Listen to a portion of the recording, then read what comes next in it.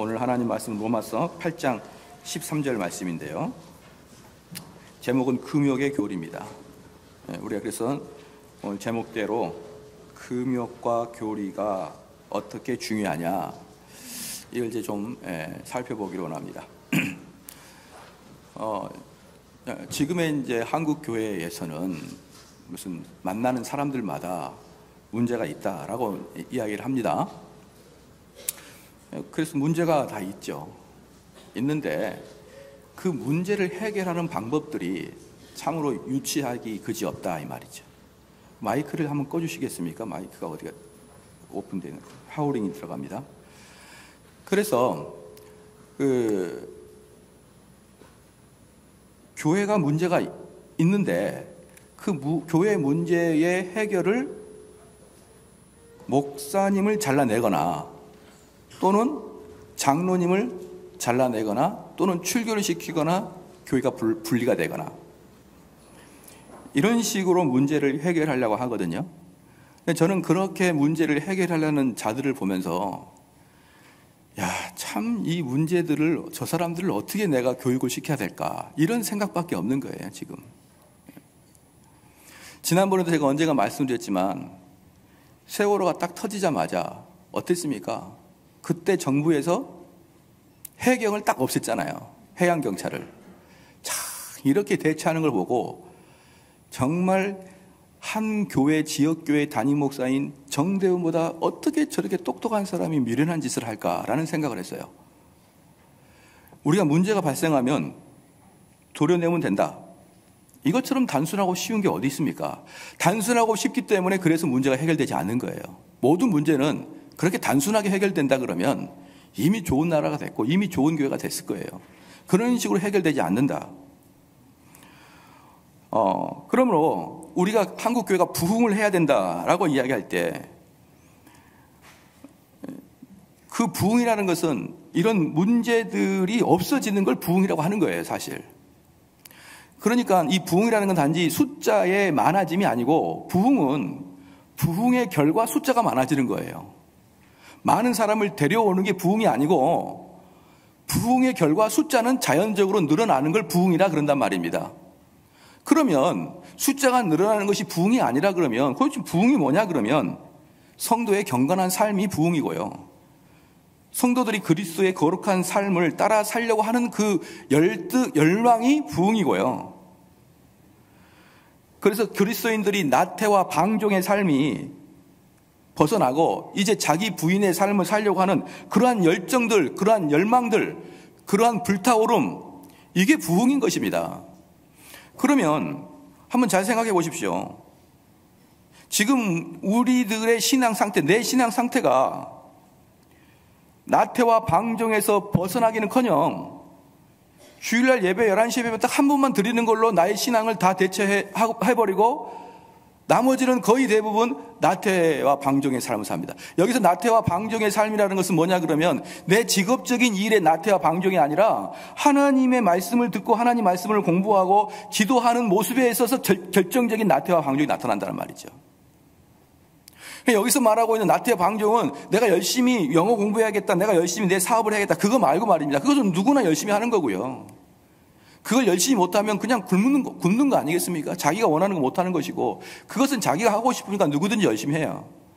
여기서 말하고 있는 게으름과 방종과 나태는 실질적으로 이 11시 예배가 아닌 내 삶에서 하나님 말씀에 대해서 어떻게 열심히 그 말씀을 추구하고 있고, 어떻게 기도를 열심히 하고 있고, 어떻게 내가 복음을 열심히 전하고 있는지를 한번 되돌아보시길 바랍니다.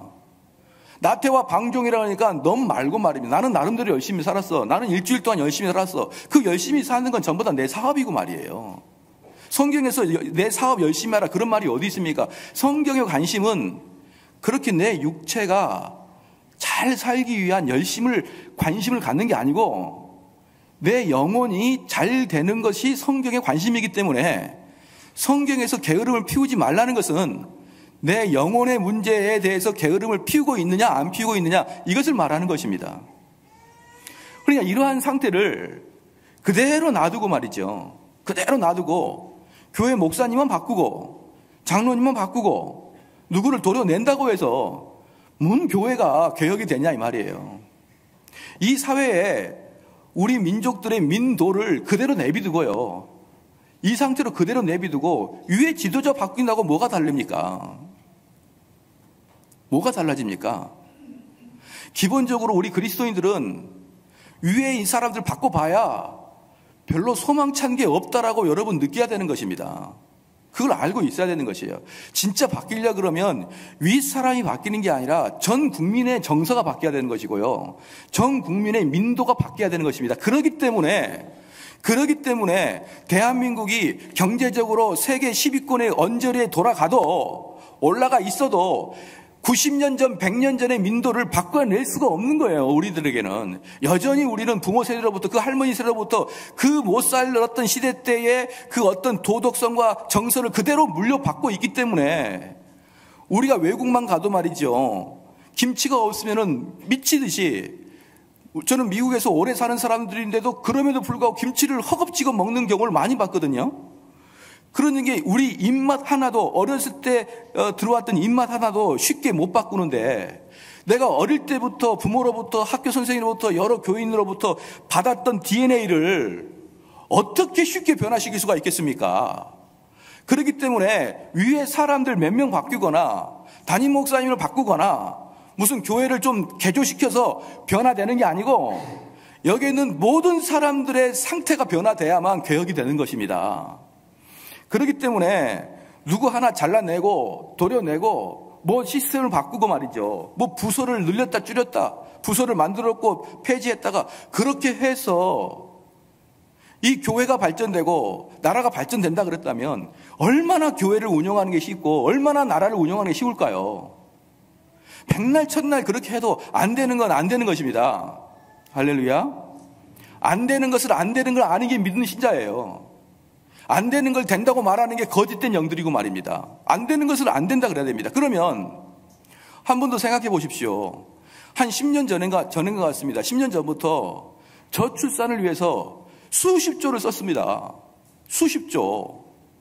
그 태어나면 돈을 주고 유치원도 보조해주고 수십조를 줬는데 그 수십조는 동해안 바다에 빠졌나요? 서해안 바다에 빠졌나요? 다 빠져버리고 온데간데 없고 얘들은 안 납니다.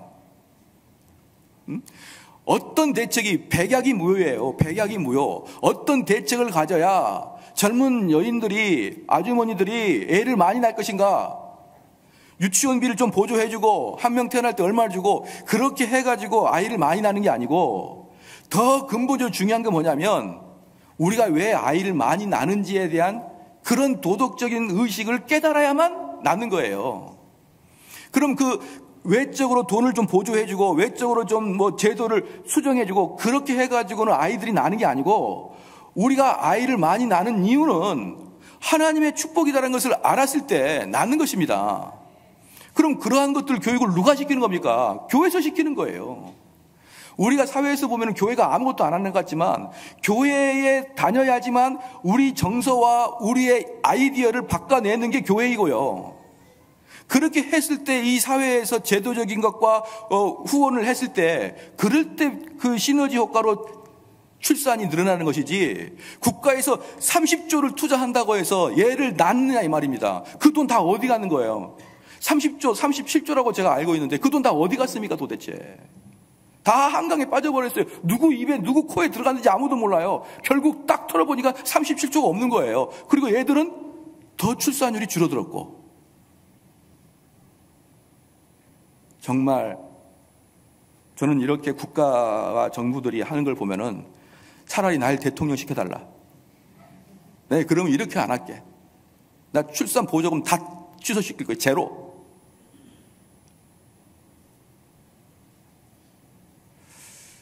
그리고 이렇게 사회가 교회 비리나 교회 문제를 까발려서 교회가 얼마나 겉으로는 점잖은 척하는데 속이 다 썩었지 않냐?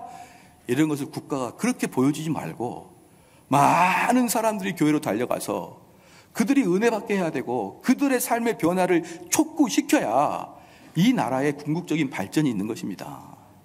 그런데 돈 좀 붙이고 요 부분이 안 돼? 그럼 돈을 써. 많은 세금을 걷어들여 가서 돈을 많이 내. 세월호 사건 때 해경이 그렇게 못해서 해경 잘라내.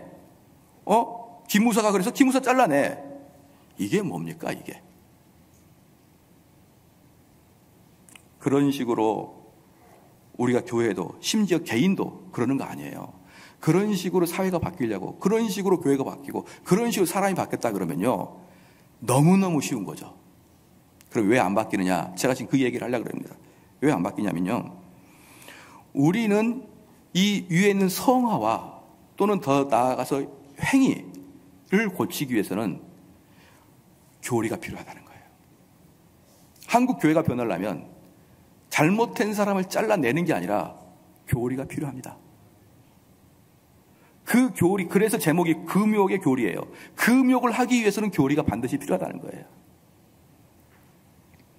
그러면 이 교리가 뭐냐 그러면 사실 한번 보십시오. 창세기부터 요한계시록까지 여러분이 성경을 쭉 읽어나가면서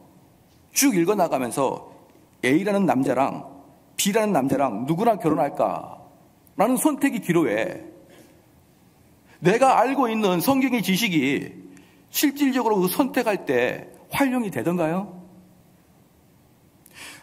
여기서도 분명히 저희 교회에서도 설교를 분명히 들었는데 투표를 딱 하면 자유당을 찍을까 민주당을 찍을까 여러분 마음대로 아니에요? 여러분들이 이 성경을 보면서 그 성경이 내 표를 가는데 그 투표를 가는데 도움을 주던가 말입니다. 저는 안 준다고 봅니다. 성경을 듣는 건 성경을 듣는 것이고 내 삶에서 내가 선택하는 건 내가 선택하는 거예요. 그렇기 때문에 교리가 필요한 것입니다. 교리는 정확하게 말씀드리면 뭐냐면 내가 성경에서 발견하지 못하는 그런 구체적인 행동을 성경에서 내가 발견하지 못하니까 교회의 역사상 하나님이 쓰신 자들이 그 성경에서 뽑아냈던 것들을 가지고 그대로 실천하는 것입니다. 그대로.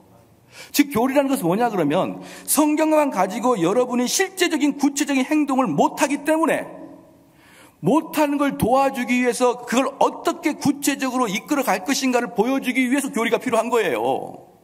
그렇기 때문에 교리를 가르치지 아니하면 어떤 현상이 발전하느냐, 이 교회에서 배운 것들이 사회에 나가서 아무것도 쓸 수가 없게 돼버리는 것입니다. 맨날 뭐 가난한 자 도우라, 사랑을 전하라, 그런 걸 들어서 어떻게 누구를 찍고 어떻게 누구를 판단하고 어떻게 어떤 길을 갈 것인가를 어떻게 합니까? 우리가 금욕을 하기 위해서, 우리가 성화를 살기 위해서요, 여러분 교리의 바탕이 되지 아니하면 아무것도 실천하지 못한다는 걸 제가 다 증명해 드릴 거예요.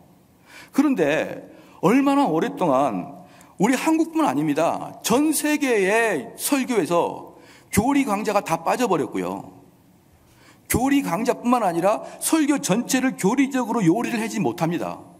그렇게 요리가 안 되기 때문에 그때그때 따라 설교가 달라지는 것이고 그때그때 따라 성경 공부가 달라지기 때문에 아무것도 못하는 거예요. 제가 가끔 예화를 드는데 하도 중고등부 때, 제가 고등학교 때 대림동에 있던 어떤 교회를 다녔었습니다. 그때 우리 저희를 인도했던 그 전도사님이요, 총신대학교 수석에 있었습니다. 엄청나게 공부를 잘했던 분이에요. 올 A 뿔을 맞았었어요. 근데 그분이 항상 강조했던 게 뭐냐면 너희들이 이 신앙을 배우는 대로 사회에 나가서 실천하라는 거예요. 그래서 제가 엄청나게 그걸 그래 나도 실천해야지. 내가 맨날 배우기만 했고 실천하지 못하면 어떻게 되느냐. 그래가지고 수련회 가가지고 엄청나게 은혜 받고 그 다음에 학교 딱 가가지고 친구들이 있는데 친구들한테 그랬어요. 형제야, 아무도 웃지도 않는 이 분위기는 뭡니까 이거. 형제님, 그냥 친구가 X신 그러더라고요. X신. 저는 교회에서 배운 대로 야 이놈아, 야시가 이렇게 이야기하지 않고 형제요 이렇게 얘기했어요. 그랬더니 먼신 그러더라고요. 저는 나름대로 교회에서 배운 것을 응용하려고 했지만 욕만 먹고 말았습니다. 그리고 그게 아니에요. 제가 만약에 교회에서 배운 대로 학교 가가지고 내 친구들을 막 밥 먹을 때, 야, 그 소세지 나 좀 주라 이렇게 막 퍼먹고 있는데 내가 걔를 향해서 당신은 사랑받, 그러면요, 먼신 그래요, 먼신. 그럼 물어보겠습니다. 도대체 내가 교회에서 배운 것을 어떻게 사회에서 활용을 할까요? 이게 바로 교리를 배워야만 알아요. 구체적으로 내가 어떻게 행동할 것인가. 이게 배우지 않으니까 항상 썬데이 크리스찬만 되는 거예요. 주일만 크리스찬이 되는 것이고, 평상시에는 이것은 주일로 끝나고 내 마음대로 세상의 원리대로 살아가는 것입니다. 그러면 그 교리가 뭐냐? 교리는 어떤 사람 그럽니다. 교리는 성경과 어떤 관계입니까? 성경이 교리고 교리가 성경이에요. 그러면 교리가 뭐뭐 있냐면요, 삼위일체 교리가 있습니다. 한번 여러분 잘 생각해 보십시오. 우리 수업 시간이에요. 이제 중간고사 기간입니다. 제가 여러분에게 다 종이를 하나씩 나눠주고 쓰십시오라고 할 거예요. 그럼 여러분이 한번 속으로 써보십시오. 삼위일체 교리에 대해서 한번 써보십시오. 그러면 아마 분명히 이렇게 해요. 성부, 성자, 성령 하나님은 세 분이시만 한 인격체입니다. 한 본성입니다. 성부 하나님은 선택하시고, 성령 하나님은, 성자 하나님은 구원을 완성하시고, 성령께서는 적용하십니다. 자, 이 두 문장 외에 더 쓸 수 있는 사람, 이 두 문장 외에 더 쓸 수 있는 사람 없죠? 또 보겠습니다. 예수 그리스도는 두 본성이다. 예수님은 완전한 인간이고 완전한 하나님이다. 이거 말고 더 쓸 수 있으신 분?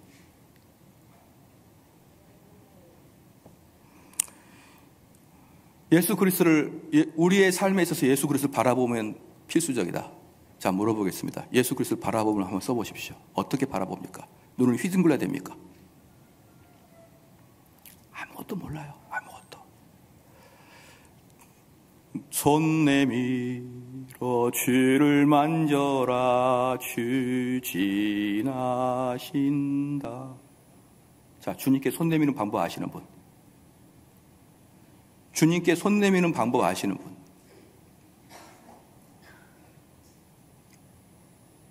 여러분, 사랑하는 성도 여러분, 바로 이런 모습이 한국교회 모습이에요. 아무것도 몰라요. 아무것도. 그래서 호세아 4장 6절 말씀에 내 백성이 지식이 없으므로 망하는도다 그랬습니다. 삼위일체 교리, 예수 그리스도 두 본성, 인간의 전적 타락, 그리스도를 바라봄, 예수 그리스도와 연합함이 무엇인지, 어떻게 하는 것이 예수 그리스도와 연합하는 것인지, 중생이 무엇인지, 무조건적 선택이 무엇인지, 성령의 유효한 사역이 무엇인지 여러분 써보시겠습니까? 한번. 도무지 알고 있는 게 아무것도 없는 겁니다. 아무것도 없는 이유는 무엇이냐? 교리적 체계를 전혀 안 잡아놨으니까 그러는 거예요. 근데 이게 한두 교회가 아니라 전 세계 교회가 다 그럽니다. 다. 그러면 이 교리들이 과연 인간이 만들어낸 교리냐 이 말이에요. 다 성경에서 뽑아놨기 때문에, 그러기 때문에 삼위일체 교리는 성경과 대등한 권리를 가지고 있는 것이고, 예수 그리스도의 양성, 즉 예수 그리스도는 완전한 인간이요 예수 그리스도는 완전한 하나님이다. 이 교리가 성경과 대등한 것이고요. 우리 인간의 전적 타락은 성경과 대등한 것이고요. 중생의 사역은 성경과 대등한 것이고, 성령의 유효한 역사도 성경과 대등한 관계에 있다는 걸 여러분 알고 계십니까? 성경이 있고 교리가 있는 게 아니라 교리와 성경은 같이 있는 것입니다. 같이 있는 거예요. 그렇기 때문에 초대교회나 여러분 사랑하는 성도 여러분, 로마서를 앞으로 제가 쭉 강의를 할 텐데요. 로마서를 한번 봐보십시오. 얼마나 바울이 교리적으로 설교를 하고 있는지 다 증명이 됩니다. 초대교회는 바울이 맨날 했던 것이 교리 설교예요. 그리고 종교개혁 당시에 마틴 루터와 칼빈이 했던 게 교리 설교고요. 청교도들이 했던 게 교리 설교입니다. 그런데 그게 다 끝장나고 어느 순간에 교리는 온데간데 없어지고, 내가 오다 보니까요, 아스팔트에, 그 뜨거운 아스팔트에 풀이 하나 나는 거예요. 풀. 그 뜨겁고 아스팔트에 생명의 끈질김이란 이루 말할 수가 없는 거예요. 그 생명의 끈질김이란 이루 말할 수가 없습니다. 하나님의 역사는 이렇게 큽니다. 그런 설교 하지 마란 말입니다. 그렇게 가르치지 말라. 성경 공부할 때. 왜 자기들이 성경 공부를 인도하면서 왜 자기의 깨달음을 이야기하냐 이 말이에요. 왜 자기가 보고 느끼고 보고 감동받은 것을 이야기할 수 있냐면, 그것은 우리 사역자들에게는 그런 권리가 없는 것입니다. 우리는 하나님이 이 성경 말씀만 제대로 해석해서 줘라는 것이에요. 너무나 많은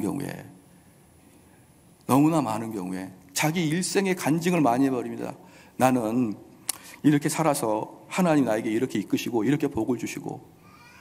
여러분, 성경을 가르친 자는 절대로 그거 하면 안 됩니다. 절대로 그거 하면 안 되는 거예요. 성경을 가르친 자는 여러분이 어떻게 살았는지 그런 거 이야기하지 마십시오. 성경에서 말하고 있는 것을 해석하십시오. 예를 들어서 여기 있는 목회자는 대통령 대변인입니다. 대변인이에요. 대변인은 무엇을 합니까? 대통령과 국무위원들이 논의를 했던 것을 다 결정이 나면 기자들 앞에서 이번에 우리 청와대에서는 이렇게 하기로 결정을 했습니다. 이렇게 하게 하면 사람들이 그런데 그 재원을 어디서 마련합니까? 질문하면 예, 그 재원은 이렇게 마련합니다. 또 질문 있으면 말하십시오. 이게 대변인이 일이에요. 근데 글쎄 대변인이 오다가 하늘을 보니 구름이 있는 게 이게 사는 건가 보다 라고 느꼈습니다. 이렇게 대변인이 만약에 말을 한다 그러면 이게 얼마나 웃긴 일입니까? 여러분, 요즘에 힘들지죠. 날씨가 더우는데 물가도 어렵고 얼마나 살기가 팍팍합니까? 이렇게 말하는 게 어찌 대변인이 말하는 것입니까? 대변인은 청와대에서 결정난 것을 그대로 말하는 것이고, 그리고 사람들이 이해를 못하면 질문하면 그 질문에 대답을 해주는 게 대변인이에요. 그럼 여기서 설교를 전한 저는 예수 그리스도의 대변인인 것입니다. 다른 말로 말해서 내가 이 땅에 살아가면서 느끼고 깨닫는 바를 이야기하는 게 아니라 이 공부해가지고 그대로 이야기하는 게 대변인의 일이에요. 저를 포함해서 또 우리 교회 구역장이건 성경을 가르치는 어떤 사람이든지 말씀입니다. 가급적 여러분의 개인적인 삶의 깨달음을 이야기하지 않기를 바랍니다. 성경만 그대로 해석해 주시기를 바랍니다. 그렇게 우리는 자꾸 성경을 들을 때 그렇게 들으니까 어떻게 되느냐, 그 교리적인 체계와 지식이 없게 되기 때문에 어떻게 되버리냐 그러면 호세아 4장 6절 말씀에 내 백성이 지식이 없으므로 망하는도다. 내 백성이 지식이 없어요. 많은 사람들이 그럽니다. 많은 교인들은 지식은 있는데 가슴이 뜨겁지 않아서 합니다. 여러분, 신앙생활 때 지식으로 하지 마십시오 이러는데, 여러분 진짜 일반적인 평신도 성경에 대한 지식 거의 없어요. 거의. 지식이 많음으로가 아니에요. 여기 보니까 뭐라고 합니까? 내 백성이 지식이 없음으로 망하는도다 그랬습니다. 이사야서 5장 13절 말씀에 이러므로 나의 백성이 무지함을 인하여 사로잡힐 것이요 그 귀한 자는 줄일 것이요 목마를 것이며. 내 백성이 어떻기 때문에 사로잡힙니까? 시작. 무지하기 때문에 사로잡히는 거예요. 어떤 무지입니까? 성경에 대한 무지가 나를 사로잡는 것입니다. 여기서 보듯이 우리 기독교는요, 철저히 선지식적이 됩니다. 선지식. 지식적인 기독교가 돼야 됩니다. 왜냐? 믿음은 지식에서 나니까. 믿음은 지식에서 나니까. 이 말을 다른 말로 믿음은 들음에서 나니까예요. 뭘 듣습니까? 하나님 말씀을 듣는 것이고, 그건 지식적으로 오는 거예요. 우리 기독교는 감정적이거나 충동적이거나 순간적 감정을 억제하지 못해서 내가 이거 하겠습니다 이런 충동이 아니라 하나님 말씀을 체계적이고 교리적으로 다 알 때, 그 원리를 배울 때 우리는 하나님의 역사를 깨닫게 됩니다. 그러면 어떤 사람이 진짜 좋은 목사냐? 어떤 사람이 진짜 좋은 목사님이냐? 사람들 그래요. 우리 목사님 정말 털털하시고 좋으셔요. 우리 목사님 정말 청정결백하십니다. 우리 목사님 정직하십니다. 우리 목사님 너무너무 사랑이 많으십니다. 우리 목사님 자비가 긍휼하심이 큽니다. 이것은 목사님에게 있으면 좋지만 없어도 될 문제입니다. 그런데 진짜 목사에게 있어야 될 것은 에레미야 3장 15절에 이렇게 말했습니다. 내가 또 내 마음에 합한 목자를 너에게 주리니. 우리 하나님이 그럽니다. 내가 내 마음에 합한 목사를 너에게 주겠다. 그들이 지식과 명철로 너희를 양육하리라. 지식이 충출한 자, 지식이 충만한 자, 그래서 그 지식 가지고 너희를 양육할 자를 우리 하나님 보내시는 것은 너희를 위한 축복이다. 할렐루야. 방금도 말씀드렸지만 목사님이 털털하고 이웃집 아저씨 같고, 물론 저도 보시다시피 털털한 사람이에요. 털털하고 이웃집 아저씨 같고. 제가 어디 가가지고 어디 가니까 거기에 우리 교인이 상점 주인이었어요. 그러니까 몇 명이 주인 카운터에 있었을 거 아닙니까? 제가 가니까 어머 목사님. 그러니까 사람들이 저분이 목사야? 그러는 거예요. 저 평상복 입고 나가면 목사로 안 보입니다. 이웃집 아저씨 같이. 제가 오히려 다른 누구보다 털털해 보일 거예요. 넉넉하고 청렴결백하고 정직하고 있으면 좋지만 그것이 목사의 대표적인 모습이 아니에요. 목사의 대표적인 모습은 지식과 명철이 출중하여 그것으로 우리 성도를 양육할 수 있는 능력이 있는 자가 목사인 것입니다. 그래서 왜 그것이 그렇게 중요하냐? 왜 그렇게 목사가 지식이 많은 게 중요하냐? 그것은 디모데전서 4장 2절에 그렇게 말합니다. 디모데전서 2장 4절에 하나님은 모든 사람이 구원을 받으며 진리를 아는 데 이르기를 원하시느니라. 디모데전서 2장 4절에 하나님은 모든 사람이 구원을 받으며 그 다음에 동의어로 뭐냐? 진리를 아는데 구원과 진리를 아는 것을 동일하게 보고 있습니다. 그러니까 여기 있는 성도들이 어떻게 구원을 받느냐? 시작. 진리를 알 때 구원을 받아요. 진리를 알 때.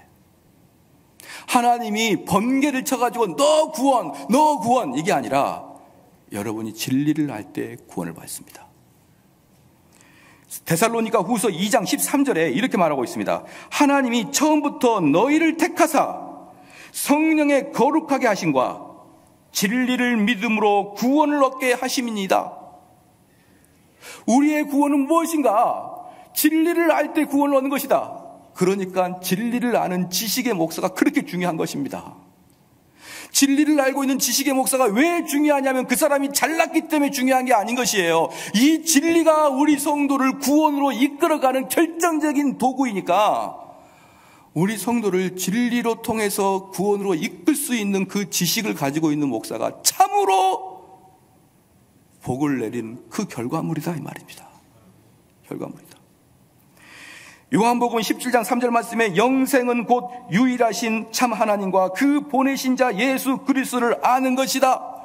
그럼 우리 교인들에게 무엇을 가르쳐야 되겠습니까? 하나님과 예수 그리스도를 아주 잘 가르치면 우리 교인들이 뭐가 되는 것입니까? 영생을 얻는 거예요. 영생을. 구원을 얻는 것입니다. 그리고 우리가 이 세상에 거룩하게 살아가, 우리가 이 땅에 착하게 살아가고 거룩하게 살아가는 것도 요한복음 17장 17절 말씀에 저희를 진리로 거룩하게 하옵소서. 아버지의 말씀은 진리이니다. 저들을 진리로, 하나님 말씀으로 그들을 양육하소서. 그들은 거룩하게 될 것입니다. 사랑하는 성도 여러분, 영생을 얻는 것, 구원을 얻는 것, 그것도 하나님 말씀으로 되는 것이고, 그리고 우리가 이 땅 살아갈 때 거룩하게 살아가는 것도 하나님 말씀으로 되는 것이니 얼마나 하나님의 말씀에 지식이 있는 자가 얼마나 귀한 자이겠습니까? 목사님, 저는 마음이 불안해요. 예수를 믿는데 우울하고 마음이 불안해요. 베드로후서 1장 2절 말씀에 하나님과 우리 주 예수를 알므로 은혜와 평강이 너에게 더욱 많아지리라. 하나님과 예수 그리스도를 알면 알수록 내 마음에 평강이 임재합니다. 이 진리는, 사랑하는 성도 여러분, 이 진리는 교훈으로 표현되고, 교훈은 우리나라 말로 다시 번역하면 교리로 표현합니다. 교훈, 교리, 진리, 덕트린 이렇게 표현됩니다. 그러므로 사랑하는 성도 여러분, 진리는 말씀 한 구절을 가지고 은혜 받는 게 아니라 전체의 교리를 가지고, 체계를 가지고 내 마음속에 그대로 담아드려야 됩니다. 자, 봅시다. 우리의 신학에서, 우리 조직 신학에 보면 처음에 성경이 무엇인가? 성경론이 나와요. 성경론이 나오고, 그 다음에 신론, 하나님은 누구신가? 하나님이 누구신가의 다음에, 그 다음에 인간은 어떤 존재인가? 인간이 어떤 존재인가 한 다음에, 그러면 그 인간을 구원하려면 그리스도가 누구신가? 근데 그 그리스도의 역사가 어떻게 이루어지냐고 보려고 성령은 무엇인가? 그러면 하나님과 예수님과 그리스도를 알고 우리 인간을 알게 되면은 구원은 무엇인가? 구원론이 나오는 거예요. 그럼 여기서 신론, 기독론, 성령론, 인간론, 구원론까지 다 나왔습니다. 그럼 구원론에서 구원을 받을 사람의 모임은 무엇인가? 교회론. 그럼 교회는 나중에 어떻게 되는가? 종말론. 이게 하나로 굴비처럼 줄줄줄줄 끼어야 됩니다. 사랑하는 성도 여러분, 분명히 들으십시오. 이것을 줄줄줄 끼는 자들이야말로 참된 성도예요. 이걸 끼는 사람이. 예를 들어서 이걸 한것 같습니다. 저는 잘 모르겠지만 이 세상에서요, 어떤 한 분야를 하는 게 아니라 전체를 통괄적으로 전체를 세계관을 다 뒤집어 버리는, 우리가 그 사람의 이론을 배우면 전체를, 이 세상을 달리 볼 수 있게 이론을 만든 사람이 마르크스랍니다. 그러니까 마르크스의 사회주의를 배우면요, 이 세상을 사회주의 관점으로 정확하게 볼 수 있는 지혜를 가질 수가 있는 거예요. 이 사회주의적 관점은 전 인간의 전 인격을 다 뒤집어 버립니다. 이거랑 쌍벽이 바로 기독교예요. 아시겠습니까? 그래서 기독교도 전체가 체계를 가지고 우리에게 임재해야 이것들을 막아낼 수가 있는 것입니다.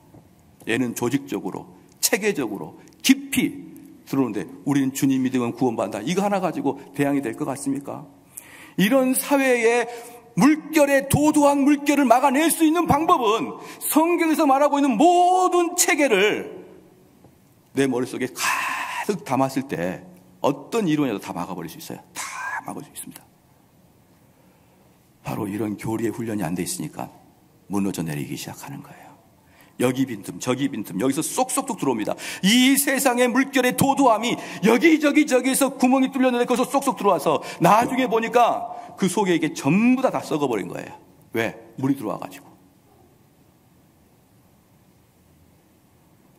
그러면 디모데후서 3장 16절에 이렇게 나와 있어요. 모든 성경은 하나님의 감동으로 된 것으로 교훈과 책망과 바르게 함과 의로 교육하게 유익하니라, 이렇게 했거든요. 근데 이걸 제가 잠깐 편집을 해볼게요. 없는 말을 하나 끼워 넣어 보겠습니다. 모든 성경은 하나님의 감동으로 된 것으로 교훈과 이렇게 나와야 되는데 거기다가 넣어볼까요? 먼저 교훈과. 하나님의 말씀은, 모든 성경은 하나님의 감동으로 된 것으로 먼저 교훈과 그 후에 책망과 바르게 함과 의로 교육하기 유익하니라. 항상 먼저 교리 작업입니다. 여기서 말한 교훈이 독트린이거든요. 먼저 교리와 먼저 가르치는 진리와 이것을 안 다음에 그 다음에 뭐합니까? 교훈과 책망과 바르게 함과. 디모데전서 4장 16절 말씀에 네가 내 자신과 가르침을 삼가 이 일을 계속하라. 가르치는데 어떻게 가르치느냐? 독트린으로 가르치라. 독트린으로 가르치는데 네가 네 자신과 가르침을 삼가 이 일을 계속하라. 그러면 어떻게 되는지 아시느냐? 이것을 행함은 네 자신과 네게 듣는 자들이 구원을 얻으리라. 할렐루야. 하나님 말씀을, 진리의 체계를 가지고 하나님 말씀을, 교리를 가지고 가르치기를 계속하라. 그러면 저도 구원받고 여러분도 구원받는다. 이게 바울이 우리에게 말해준 건데 우리는 체계에서 빵꾸가 나버렸습니다. 체계에서. 그래서 제가 왜 이렇게 이 신각성에서 그렇게 오랫동안 이야기를 하냐면, 아직 본론으로 들어가기 전인데요, 바로 교리의 가장 결정적인 문제 중에 하나가 뭐냐면, 하나님이 나온다. 하나님, 그럼 무조건 영화로우신 분이에요. 우리 개혁주의 교리에서는 하나님, 그럼 무조건 영화로우신 분이고, 하나님 무조건 찬양 받으시기에 합당하신 분이 하나님이에요. 하나님은 무조건 옳고 하나님은 무조건 지혜로우십니다. 인간은 시작. 하나님은 무조건 선하셔요. 무조건 지혜로워요. 하나님은 무조건 영광 받아야 됩니다. 인간은 시작. 무조건 책망 받아야 됩니다. 이게 교리예요. 이게 왜 제가 가만히 보면은, 많은 교회에서 가만히 보면은 성도들을, 야, 우리 잘하고 있어. 우리 그래도 남들보다 잘하고 있고, 우리 그래도 좀 더 발전했잖아. 우리 그래도 우리 교회 이 정도면 괜찮습니다. 이런 식으로 교인들을 자꾸 붙들어주고 엉덩이를 때려주고 비전을 주는 이유는 뭐냐 그러면, 인간의 전적 타락 교리를 진짜 깨닫지 못해서 그러는 거예요. 근데 인간의 전적 타락 교리를 깨닫는 사람들은요, 인간들을 절대 칭찬하지 않습니다. 그게 인간의 타락 교리를 이해하는 목사의 형태예요. 많은 사람이 그래요. 목사님 정말 무서워요. 왜 목사님은 매주마다 화를 내나요? 저 화 안 났다니까요. 제가 왜 제 설교를 들으러 오는 여러분들에게 화를 내겠습니까? 그건 말이 안 되죠. 근데 제가 왜 화가 난 것처럼 보이느냐? 인간의 전적 타락 교리를 확신하고 그 전적 타락한 여러분을 향해서 설교하기 때문에 화가 나 있는 것 같은 거예요. 사랑하는 성도 여러분, 우리는 타락한 존재 맞죠? 그래서 우리 옆 사람에게 한번 이야기합시다. 타락한 존재니까 이렇게 손을 한번 잡고 이야기합시다. 당신은 쓰레기와 같아요. 진짜예요. 그럼 물어보겠습니다. 쓰레기에 기대합니까 안 합니까? 절대로 안 하죠. 그 옆 사람에 다시 한번 얘기합시다. 나는 당신에게 결코 기대가 없습니다. 저를 한번 봐보십시오. 우리 성도들이, 제가 옛날에 한 번은 우리 아내가 제가 막 속을 썩히니까 내가 당신을 믿고 시집을 왔는데, 근데 그게 바로 비기독교적 사고다. 오직 믿을 분은 하나님이시지 남편을 믿거나 아내를 믿거나 자녀를 믿는 게 아니다. 사실 그게 농담이지만 진짜예요. 우리는 누구를 믿거나 의지하면 안 돼요. 왜? 걔는 전적 타락한 존재니까. 그분이 설령 정서적으로 여러분을 돕고 싶어도 여러 가지 여건상 못 도울 수 있습니다. 그러니까 제발 성도들이 저를 보면서 뭐라고 하면 안 됩니까? 목사님이 그럴 줄 몰랐어요. 정말 전적 타락을 몇 번이나 얘기합니까? 저나 여러분 차이가 뭔지 아십니까? 저와 여러분 차이가 뭔지 아십니까? 나는 삼배 옷을 입고 경건한 척 하는 거예요. 이 옷을 입으면 왠지 경건해 보이잖아요. 경건한 척 하는 것이고, 여러분들은 실컷 타락했다가 주일날 경건한 척 앉아있는 거예요. 왜 모를까요? 왜 인간의 전적 타락의 교리를 아는 목사가 왜 우리 인간의 본성을 모를까요? 그러기 때문에 서로 기대하지 말고, 서로를 소망 두지 말고, 오직 사람과 사람은 그들의 부족함이 있어도 이해하고 사랑으로 돕는 거예요. 이게 전적 타락을 주장하는 목사들의 마음가짐입니다. 그래서요, 전적 타락을 모르는 자는 어떻게 하느냐? 잘 이해해주고 칭찬해주면 사람이 마음을 바꿀 거라 생각합니다. 너가 진짜 잘해. 좀만 더 하자. 좀만 더 하자. 그럼 사람이 바뀔 거라 생각해요. 근데 그렇게 해도 안 바뀐다, 이렇게 이야기한 사람이 인간의 전적 타락을 동의하는 사람입니다. 소통하면 바뀐다, 소통하면 안 바뀐다, 이게 전적 타락을 주장한 목사들의 생각이에요. 대화를 많이 하면 바뀐다, 대화 많이 하면 싸운다, 이게 전적 타락을 주장하는 목사의 생각이에요.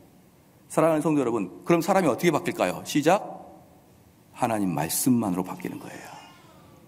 하나님 말씀만으로 바뀌는 거예요. 북한과 대화를 하면 북한이 바뀔 것 같습니까? 여러분, 그게 바로 전적 타락을 모르는 자들이 하는 이야기예요. 절대로 안 바뀝니다. 절대로 안 바뀌어요. 만약에 북한이 바뀔 거라고 생각하는 사람들은 정말 제가 진실되게 충고드리는데, 여러분 아들이나 딸한테 충고하고 대화해 보세요. 그 아들과 딸이 변한지 안 변한지 봐보십시오. 안 변해요. 사람은 대화해서 안 변합니다. 내가 사랑하고 내가 난 자식도 나랑 대화해서 안 바뀌는데 어떻게 그가 바뀝니까? 어떻게 그가 바뀌어요? 오직 하나님 말씀이 들어갈 때만 바뀌는 거예요. 오직 하나님 말씀. 아까 백장로님이 기도하셨듯이 그들에게 복음이 들어가야 되고, 그럴 때 바뀌는 거예요. 두 번째, 그럼 이 자연인들은 절대 바뀌지 않는데 어떻게 자연이 바뀌냐? 무서울 때나 자기에게 큰 유익이 올 때 바꿔요. 아마 제 생각에는 전 세계가 너희를 죽일 거야. 그럼 그때 마음이 바뀌거나, 그래 우리가 돈 많이 줄게, 그럼 바꿀 거예요. 그러지 않고, 야 우리 민족이잖아, 우리 동포잖아, 우리 한 형제잖아, 부둥켜 안고 울었고 대화한다고 해서 그들이 바뀌는 게 아닙니다. 사랑하는 성도 여러분, 이렇게 전적 타락의 교리를 가지고 세상을 바라보는 것이 성도의 바른 가치가 아니다 이 말입니다. 그렇기 때문에 이런 교육을 받고 세상을 바라볼 때는 거의 대부분의 사람들이 거의 대부분 것을 동일하게 이야기가 되는 거예요. 그런데 말로는 내가 타락한 자죠. 내가 흉이 많아가지고 내가 못하죠. 그런데 사람과 대화해서 바꿀 거라고 생각하고, 사람이 시간이 지나면 변할 거라고 생각하고, 사람이 교육받으면 바뀔 거라고 생각하고, 사람이 따뜻한 대접을 받으면 바뀔 거라고 생각하는 이런 사람의 전적 타락을 부정하는 사람들이 얼마나 많은지 모릅니다. 얼마나 많은지 몰라요. 오늘 본문 말씀 봐봅시다. 이게 나오는 것이죠. 13절 말씀에, 로마서 8장 13절 말씀에 이렇게 나오는 거예요. 너희가 육신대로 살면 반드시 죽을 것이로되. 자, 봐봅시다. 이제 우리는 중요한 게 목사님, 우리 성경에서 인간을 말할 때 3분설과 2분설이 있지 않습니까? 이렇게 얘기하는 사람이 있어요. 3분설은 뭐냐면 영, 혼, 육. 인간이 구성될 때 영, 혼, 육으로 구성되어 있거나 이렇게 되어 있습니다. 실제로 성경에 또 영, 혼, 육이 있어요. 근데 또 어떤 분은 목사님, 우리 인간이 2분설이잖아요. 영과 육 두 개지 않습니까? 이렇게 이야기하는 분들이 계셔요. 근데 잘 들으십시오. 바울은 거의 대부분 육신을 이야기할 때는 죄를 이야기하는 거예요. 죄. 너 참 육적인 사람이다. 그 뭐냐? 넌 참 죄인이다는 거예요. 너는 참 영적인 사람이다. 그것은 너는 성령의 사람이다. 그 뜻이에요. 그렇기 때문에 이 성경에는 영, 육, 혼 이렇게 3분설로 나눕니다. 또는 영, 혼, 2분설로 나눕니다. 이렇게 생각하지 말고 거의 70% 이상은 영이다. 그러면 성령의 사람이다. 육이다. 그러면 일반적 자연인들의 세속적인 삶이다. 이렇게 보면 딱 맞습니다. 그래서 여기 13절에 너희가 육신대로 살면 반드시 죽을 것이로되. 자, 여기 육신이 뭐냐면 세속적 가치관을 가지고 살아가는 걸 말합니다. 내가 이 땅에 살아갈 때 세속적 가치관인데, 이 세속적 가치관, 육신대로 사는 것의 가장 핵심 포인트는 뭐냐? 이기적인 삶이에요.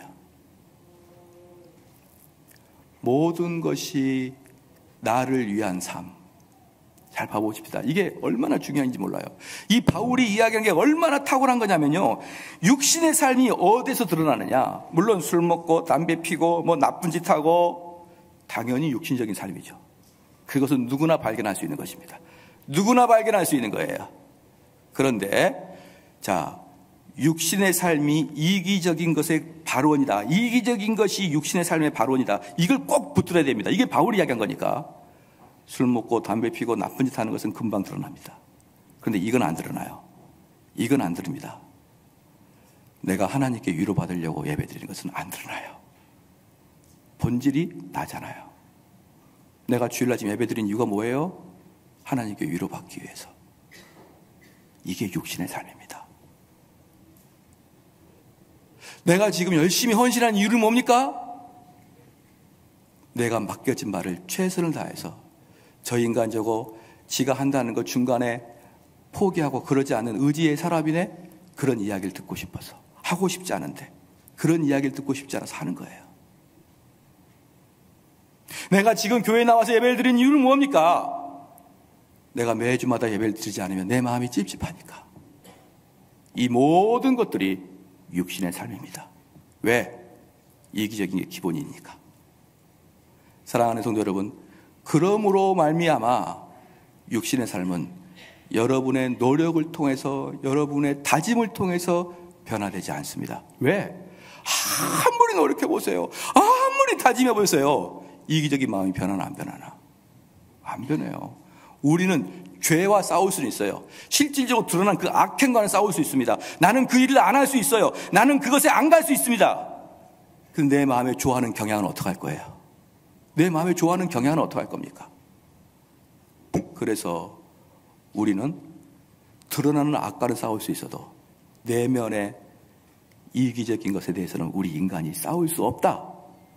그러기 때문에 인간의 마음이 안 바뀌는 것이다. 아무리 바뀌는 것 같지만 그 속에 바위처럼 단단히 붙어있는 이기적인 욕망은 절대 변하지 않는다. 그래서 대화해도 안 되고, 소통해도 안 되고, 책망해도 안 되고, 해경을 잘라내도 안 되고, 무슨 기무사를 잘라내도 안 되고, 이 속에 단단한 이기심은 인간이 아니라 오직 하나님만이 변화시킬 수 있는 영역이라는 거예요. 그러니까 13절 좀 더 읽어보겠습니다. 13절. 너희가 육신대로 살면 반드시 죽을 것이로되 영으로서 몸의 행실을 죽이면 살리니라 그랬습니다. 그러면 이 13절에서 말하는 육신이 뭐냐? 그러면 7절에 나왔어요. 로마서 8장 7절에 육신의 생각은 하나님과 원수되나니 이는 하나님의 법에 굴복지 아니할 뿐 아니라 할 수도 없습니다. 사랑하는 성도 여러분, 자, 이거 한번 봐볼까요? 육신의 생각은 뭡니까? 자연인을 말하는 거예요. 자연인의 생각은 하나님과 원수되었다는 거 여러분 믿으십니까? 근데 이 사람들은 하나님의 법에 굴복지 못할 뿐 아니라 할 수도 없다는 걸 믿으십니까? 그럼 봐봅시다. 칼빈이 그랬습니다. 교회 안에는 성도와 불신자가 가라지와 알곡같이 섞여 있다. 이 교회 안에. 이 교회 안에는 일정 부분의 사람은 지옥 갈 사람이고 일정 부분의 사람은 천국 갈 사람이에요. 그걸 우리는 칼빈이 말하는 가시적 교회라고 합니다. 그러면서 말하는 게 뭐냐면 이 교회 밖에는 단 한 명도 구원받은 자가 없다 이렇게 얘기합니다. 그럼 이 교회 밖에는 뭐냐?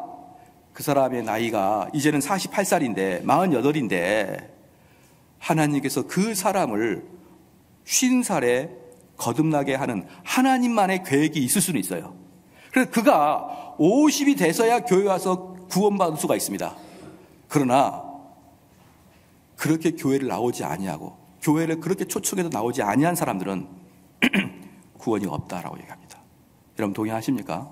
이건 칼빈이 이야기한 거예요. 구원받은 사람은 누구든지 교회에 나와서 말씀을 들을 욕망에 충만하다라고 했어요. 구원받은 자는 누구든지 참된 진리를 듣고자 하는 열정에 사로잡힌다 그랬습니다.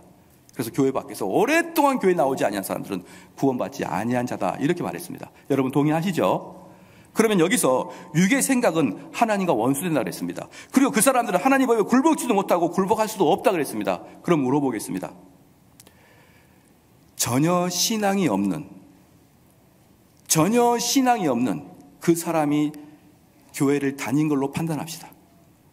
참된 믿음인지 아닌지는 우리가 구별할 수 없으니까 최소한 교회를 다닌지 안 다니는지 그걸로 판단해 봅시다. 근데 전혀 교회를 다니지 않는 사람이 여러분 정의를 외칠 때 우리 개혁주의 목사들은 웃기지 마라 그래야 되는 거예요. 네가 무슨 정의냐? 너는 본성적으로 하나님의 원수야. 여러분 동의가 됩니까? 이게 교리를 바탕으로 세상을 바라보고 설교하는 자들의 특징이에요. 이 세상에서 그가 기독교가 아니에요. 최소한 기독교는 돼야 되는데 기독교인이 아니에요. 근데 그가 정의를 외치죠. 그럼 정확하게 이겁니다. 너 표 모으려고 그러지? 이거예요. 다른 말로 너 정의롭지 않아 이겁니다. 왜 정의롭지 않습니까? 그 속에 성령이 아니 계시니까.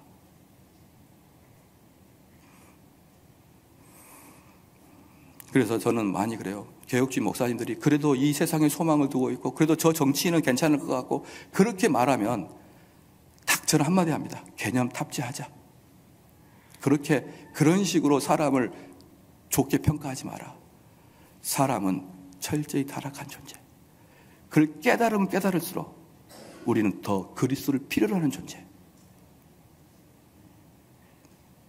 그러면 어떻게 해야 되느냐? 성령이 들어왔을 때. 그래서 이거예요. 그럼 성령이 어떻게 들어오냐? 여기서 이제 마지막 제가 말씀 좀 마칠게요. 종교개혁 당시에 제세례파라고 이단들이 있었습니다. 이단들. 제세례파는 기본적으로 세례 다시 받아라 이거예요. 어릴 때 유아 세례는 네 믿음의 세례가 아니잖아. 너 믿음의 고백이 아니잖아. 그러니까 너 믿음 다시 고백하고 세례 받아. 이게 제세례파예요. 근데 제세례파 애들이 시간이 가면 갈수록 무교회주의로 빠집니다. 무교회주의로 빠지는데 왜 무교회주의로 빠지냐면요. 제세례파는 이거였거든요. 나와 하나님 관계. 나와 하나님의 관계는 아무도 모르고 나와 하나님만의 비밀한 관계가 있을 수 있어요. 여러분 동의하십니까? 나와 하나님의 관계는 어떤 누구의 중보의 역할도 필요 없이 나와 하나님만의 관계. 그래서 점점 어떻습니까? 하나님이 예배당에만 있는 게 아니죠. 골방에도 계시고 침대에도 계시고 내 직장에도 계시고 내 학교도 계시니 굳이 내가 교회에 나갈 필요가 있겠느냐라고 생각하는 경향이 생기는 거예요. 왜? 하나님과 나는 직접적인 나와 관계니까. 중간에 누가 개입하지 않으니까. 이 세상에 원대가 안 되고 나와 하나님만 단둘이 있는 거예요. 이거 이단입니다, 여러분. 이거 이단이에요. 그럼 개혁교회는 어땠느냐? 너희가 하나님 만난다고, 너가 예수님 만난다고 그냥 못 만나. 예수님 못 만난다. 어떻게 되냐? 은혜의 방편 안에 있어야 된다. 우리는 하나님 만날 수 있는 방법이 은혜의 방편입니다. 그 은혜의 방편이 전실된 말씀 선포, 성례, 기도예요. 이 세 개를 통해서 너가 하나님 만날 수밖에 없어. 이거 외에는 못 만나. 그런데 진실된 말씀 선포에 의해서 그것에 의해서 세례를 받고 성례를 전하고 그 말씀 선포에 기점을 두고 기도를 합니다. 이 말씀 선포 누가 합니까? 시작? 목사가 하는 것이고. 그래서 개혁교회는 목사를 대단히 위대하게 보는 것이고요. 그 목사는 어디 있습니까? 항상 교회에 있죠. 그래서 청교도들은 교회의 중심을 이야기하는 거예요. 제 세례파는 나와 하나님만의 관계를 추구하고 있는 것이고, 우리 청교도와 개혁교회는 교회를 통해서 은혜의 방편 안에 참된 말씀 속에 있을 때에만 그 말씀을 타고 성령이 내 안에 온다고 주장하고 있기 때문에 우리는 말씀을 그렇게 중요시 여깁니다. 사랑하는 성도 여러분, 그러면 결론은 이거예요. 성령이 어떻게 나를 역사하느냐, 성령이 어떻게 나를 책망하느냐, 이겁니다. 하나님 말씀을 아까도 말씀드렸죠. 성부, 성자, 성령, 인간, 구원론, 그렇죠? 교회론, 종말론, 이 모든 체계들을 매일매일 배우면서 여러분 머릿속에 쫙 들어가는 거예요. 그럼 어떻게 되느냐? 여러분 마음속에 이 말씀이 어느 날 둥당둥당 치면서, 야, 그거 하지 마. 그거 하지 마. 그거 하지 마. 너 그거 하면 내가 드러낼 거야. 내가 다 들춰버릴 거야. 하지 마. 너 그거 해. 너 전도해. 너 저 사람한테 봉사해. 말씀이 쿵쾅쿵쾅 치기 시작하는 거예요. 이게 성령의 사역입니다. 성령의 사역은 목사의 설교를 통해서 여러분 머릿속에 깊숙이 들어가면 그 깊숙이 들어가는 그 말씀을 가지고 성령이 가슴으로 쫙 내려요. 경고하시고 위로 주시고 소망 주시고 비전 주시고 금지시키시고 이렇게 합니다. 바로 그 상태가 금욕된 상태다, 이렇게. 바로 그 상태를 금욕된 상태라고 하는 것입니다. 바로 그렇게 살아가는 게 성화의 삶이에요. 그래서 우리 개혁교회는요, 모든 시작과 끝이 하나님 말씀이에요. 이 말씀에 의하지 않으면 어느 사람도 성령이 들어가지 않냐고, 어느 사람도 성령이 들어가지 않냐면 사람은 절대 변하지 않는다. 이게 저희들의 개혁교회 모습입니다. 사랑하는 성도 여러분, 제가 오늘 성화와 더불어서 금욕과 더불어서 이게 왜 교리적으로부터 흘러나와야 되는지, 왜 이게 우리가 교리를 그렇게 뼈 깊이 알아야만 이 세상이 분별되고 내가 변화되는지, 여러분 이걸 설명하려고 한 겁니다. 저는 누가 대화했다, 누가 이렇게 정상회담 가졌다, 저는요 하나도 기대가 안 됩니다. 제가 만약에 개혁신학을 몰랐다 그러면 혹시나 이런 마음이 있을 건데 저는 하나도 기대가 안 돼요. 딱 하나, 저 인간에게 말씀이 들어가야 되는데, 저 사람에게 말씀이 들어가야만 되는데, 그래야만 소망이 있는데, 그 외에는 소망이 없는데, 이런 마음이 있는 거예요. 우리 한번 같이 기도하시겠습니다. 기도할 때 육을 따라 살아가는 사람은 결국 사망입니다. 그러나 영을 따라 사는 사람은 우리를 사망에서 생명으로 인도하는 거예요. 그런데 그 영을 따라 살아가는 것이 무엇인지 우리가 다 배웠습니다. 하나님의 말씀을 사모하고 있는 자리를 감사하게 여기고 그 말씀을 다 받아들이는 믿음 허락하여 주시옵소서. 우리 한번 같이 기도하시겠습니다.